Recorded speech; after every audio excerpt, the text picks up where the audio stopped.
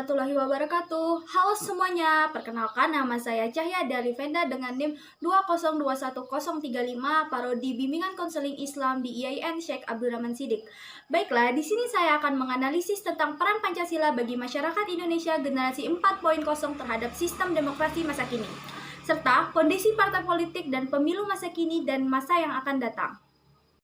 Peran Pancasila bagi masyarakat Indonesia generasi 4.0 terhadap sistem demokrasi masa kini.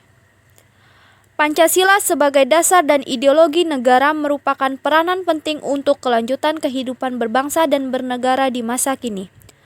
Berkembangnya globalisasi dan digitalisasi menjadikan generasi ini unggul dalam hal kreativitas dan kemudahan dalam menghubungkan dirinya dengan dunia di luar.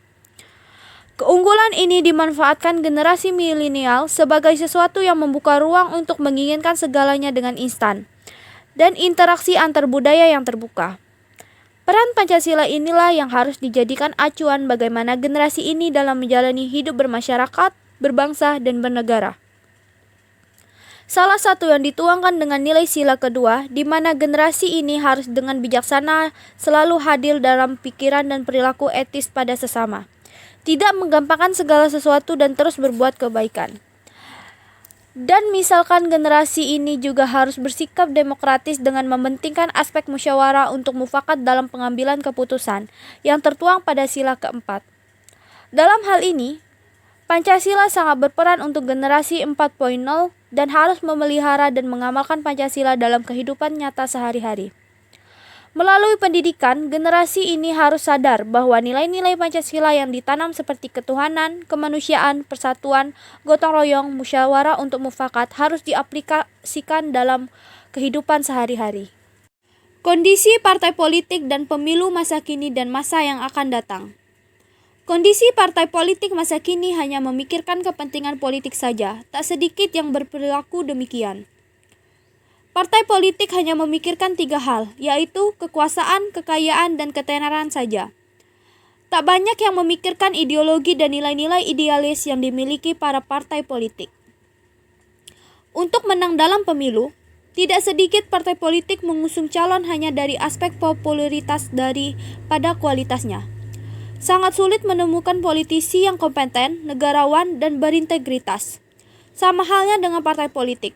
Tak sedikit politisi yang hanya mengutamakan kepentingan pribadi. Kasus yang paling sering terjadi pada kondisi saat ini adalah korupsi. Banyaknya para politisi yang menjadi koruptor untuk merampok uang negara agar menambah pundi-pundi kekayaannya. Hal ini bukan lagi suatu rahasia dan hal yang lumrah dan kerap terjadi di politik Indonesia. Saat mendekati waktu pemilu, banyak para politisi yang mengeluarkan segala cara agar menjadi pusat perhatian rakyat. Politik uang marak terjadi untuk membeli suara rakyat. Saat butuh, mereka mendekati rakyat dan memberi janji-janji untuk mencari simpati rakyat agar terpilih. Mereka lihai dalam memuaskan kata-kata, bahkan memonopoli bahasa untuk kepentingan politik. Selain itu, adanya tokoh agama sangat berpengaruh untuk menjadi panggung indah bagi partai politik atau politisi untuk mendapat dukungan. Bagi mereka adalah suatu keuntungan bila diciptakannya atau dicitrakannya sebagai sosok atau partai politik yang alim, religius, dan baik. Maka, diharapkan partai politik dan pemilu di masa yang akan datang mengalami perubahan agar politik Indonesia menjadi baik dan tidak hanya mementingkan kepuasan pribadi.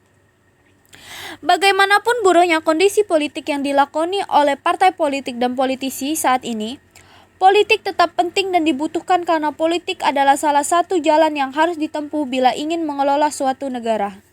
Baiklah, hanya itu yang dapat saya sampaikan. Jangan lupa like, comment, and share ya. Bye-bye.